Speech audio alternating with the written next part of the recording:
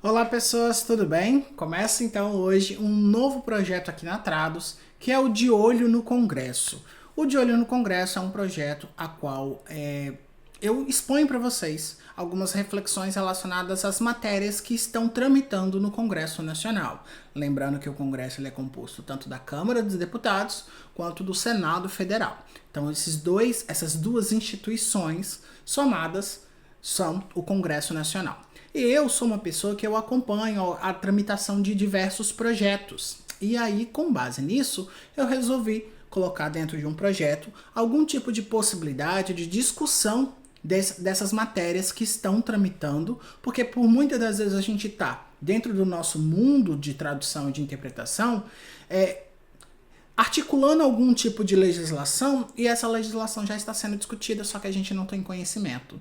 Então, como eu já fiz a publicação de um livro que fala sobre a tradução e a interpretação, sobre o ponto de vista da história do intérprete a partir das legislações, eu resolvi então converter isso em conteúdo para que a gente possa conhecer então o que está tramitando dentro do Congresso Nacional acerca do tradutor e do intérprete, seja ele no par linguístico que for, na combinação linguística que for. Então, uma vez por semana a gente vai estar aqui discutindo algum projeto de lei que possa ter avançado ou não, ou então que possa ter sido proposto dentro da Câmara ou dentro do Senado, e aí a gente vai tecer os nossos comentários, e eu espero que você também participe comentando aqui embaixo, deixando a sua opinião, o seu comentário sobre isso. Esse material posteriormente vai ser disponibilizado em língua de sinais a partir da tradução da equipe que vai fazer a tradução, e aí a gente também vai disponibilizar ele em língua de sinais posteriormente. Não esquece, pessoal, se você já está até aqui, curta esse vídeo, se inscreve no canal para você receber todas as nossas notificações e ativa o sininho para que você possa ficar por dentro de tudo aquilo que acontece aqui na Academia Trados, tá bom? Vou compartilhar com vocês a minha tela porque hoje o nosso objeto de estudo é o Projeto de Lei 3495, que foi apresentado no ano de 2024, lá em 10 de setembro de 2024. O projeto, a situação atual, ele está aguardando o parecer do relator na comissão de comunicação, que é a comissão relacionada ao objeto da matéria, que daqui a pouco a gente vai ver o que é. Ele foi proposto pelo deputado Hercílio Coelho Diniz, do MDB de Minas Gerais. E a ementa dele, vou aumentar aqui um pouquinho para a gente ler com mais facilidade. A ementa dele diz que ele tem por objetivo alterar a Lei 4.117, de 27 de agosto de 1962. Essa lei é o Estatuto Brasileiro, ou então o Código Brasileiro de Telecomunicações, para que esse código possa, a partir de então, dessa modificação proposta por esse projeto, disponibilizar conteúdos com tradução e interpretação para a língua brasileira de sinais. E aí você pode pensar, mas por que tradução e interpretação? Porque dentro do serviço de transmissão, de radiodifusão de sons e imagens, nós temos produtos que são gravados, ou seja, são produtos prontos, que precisam passar por um processo de tradução, haja vista que eles já estão prontos, editados e disponíveis para serem veiculados, mas também nós temos aqueles produtos que são transmitidos ao vivo. Então, nesse caso, quando realizado aqui e agora, é passível de uma interpretação. Então é por isso que, considerando os estudos da tradução e da interpretação de língua de sinais, a diferenciação que é feita entre tradução e interpretação enquanto processo, ambos os processos precisam estar contemplados dentro desse projeto de lei. Senão corre-se o risco da gente ter contemplado apenas os programas ao vivo ou então apenas os programas gravados. Haja vista que esses processos são diferentes, mas o objetivo é o mesmo. Se a gente avança aqui na página do projeto, e você pode ter acesso a essa página aqui na descrição do vídeo, tem ali a informação desse link, onde você pode acessar e acompanhar, né, o projeto em si. Aqui na parte de tramitação do projeto, a gente vê o que já aconteceu com esse projeto.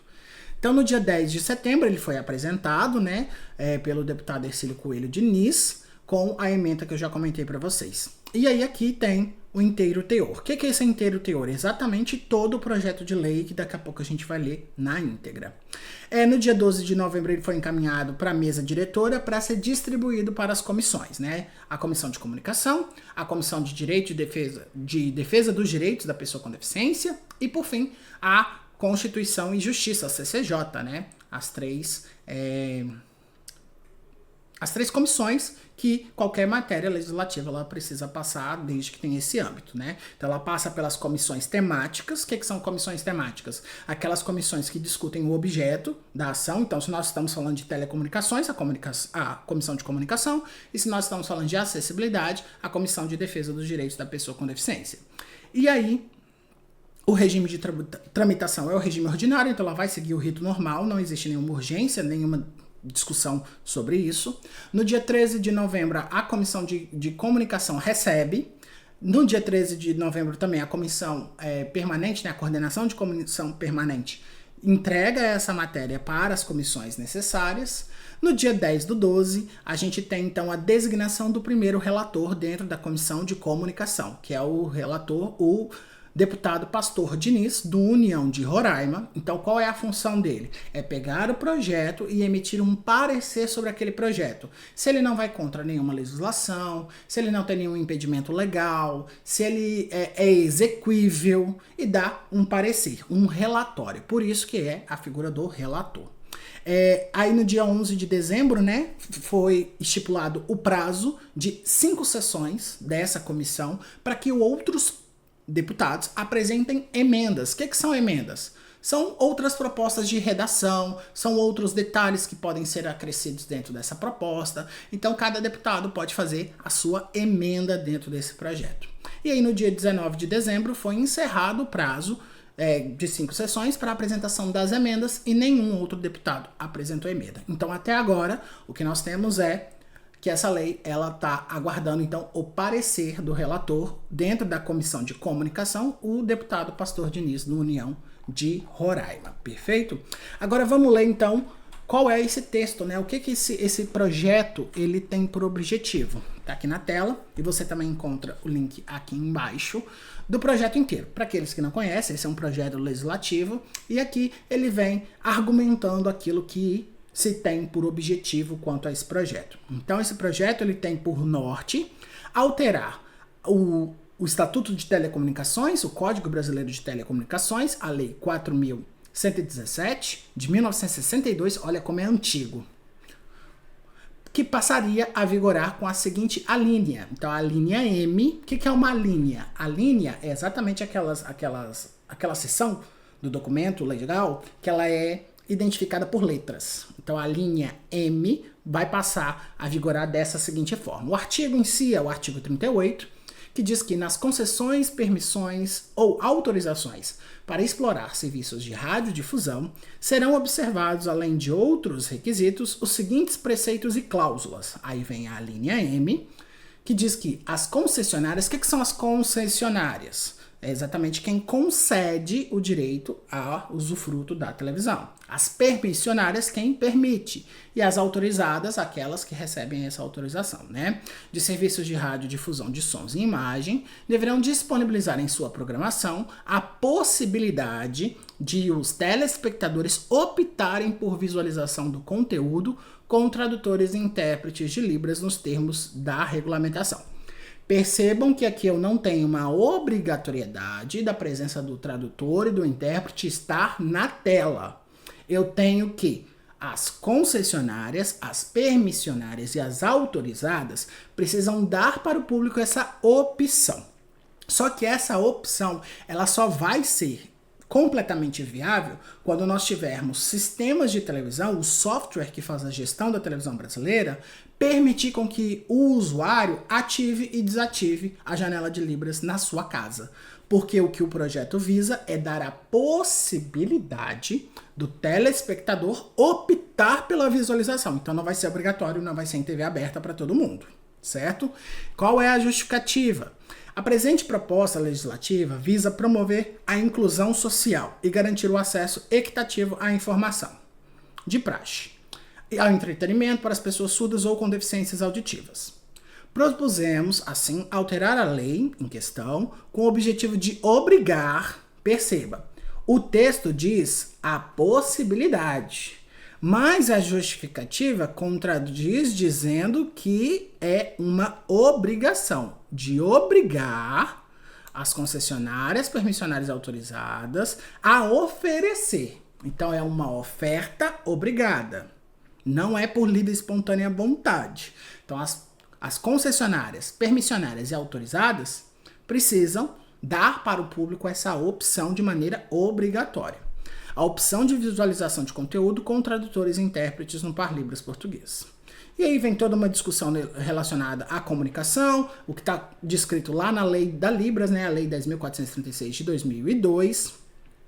Vem uma explicação do IBGE, só que eu preciso deixar muito claro para vocês essa questão do IBGE, porque eu observo que existe uma grande confusão quanto a isso. Vamos lá.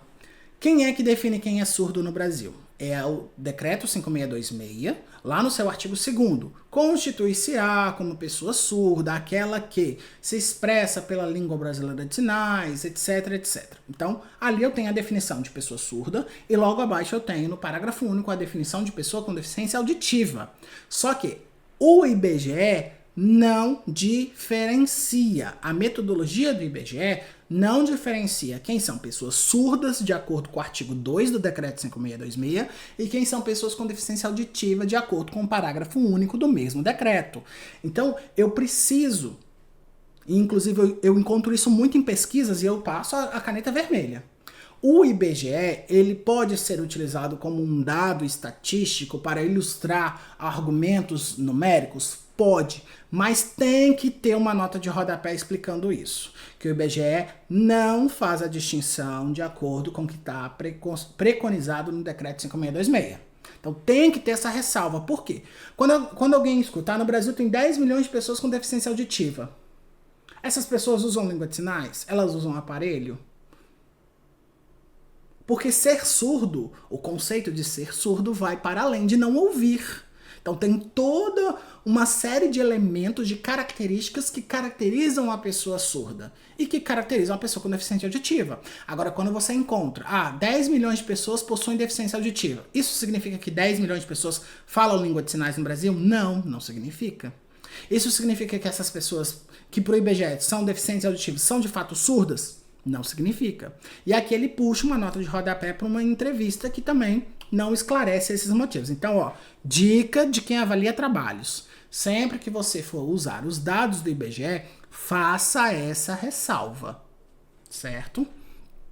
A implementação da obrigatoriedade dos intérpretes na programação de televisão terá inúmeros benefícios. Claro, eu vou promover a acessibilidade, como também vou promover um mercado de trabalho mais aquecido para a tradução e a interpretação audiovisual, né?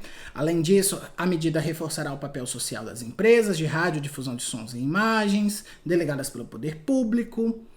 Essas empresas terão a oportunidade de demonstrar seu compromisso com a responsabilidade social, então aqui vai falar exatamente sobre toda essa questão da empresa.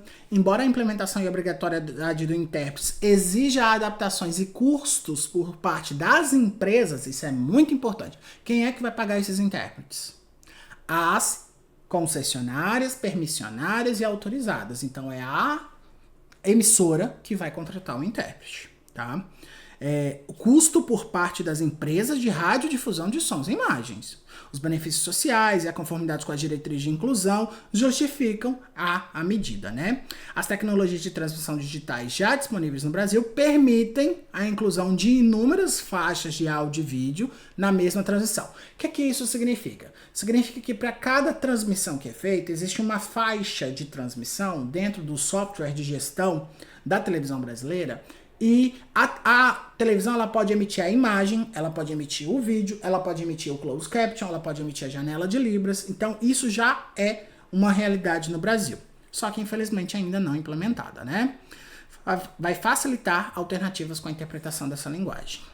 Além disso, a medida pode ser implementada de forma gradual, então não é para amanhã, é gradual, e aí vai ter um tempo de transição, permitindo que as empresas se ajustem. Por fim, a proposta de inclusão da linha M, dentro lá do Estatuto Brasileiro de Telecomunicação, representa um avanço significativo no direito das pessoas surdas e com deficiência auditiva no Brasil, bem como traz para os intérpretes um novo espaço institucionalizado de atuação. Então, muito importante isso. E ao assegurar que a programação televisiva seja acessível a todos os cidadãos, esse projeto de lei contribui para a construção de uma sociedade mais inclusiva, justa e igualitária. Com certeza. E aí o projeto de lei, então, em resumo, Ele quer que as empresas contratem os intérpretes e que elas possam ofertar para o público em geral a acessibilidade necessária para que essa pessoa possa ter a opção de assistir um conteúdo de televisão que possa ser acessível em língua brasileira de sinais. Essa é a última movimentação, a gente vai continuar acompanhando essa matéria e assim que essa matéria tiver uma atualização, a gente volta e traz para você a atualização numa parte 2. A gente sempre vai ter esse compromisso de atualizar vocês quanto ao avanço dessas legislações, discutindo também os pareceres que forem dados, né? Aqui a gente vai ter 3 pareceres: o parecer da Comissão de Comunicação, o parecer da Comissão de Direito das Pessoas com Deficiência, Defesa dos Direitos da Pessoa com Deficiência, e o parecer da Comissão de Constituição e Justiça. Então, assim que a gente tiver uma atualização desse projeto, a gente volta com mais informações sobre ele. Gostaram, pessoal? Quais outras propostas legislativas você quer ver aqui no De Olho no Congresso? Comenta com a gente aqui na caixinha de descrição do vídeo, na caixinha de comentários, e não esquece de curtir essa transmissão, se inscrever no canal da Academia Trados, ativar o sininho para receber todas as notificações, para que você possa ficar por dentro de tudo que acontece dentro do Congresso, que envolve a sua atuação, a nossa atuação enquanto professor de tradução, a atuação de todos os tradutores, intérpretes, em qualquer que seja o par linguístico. Espero te encontrar numa próxima oportunidade e a gente se vê. Tchau, tchau.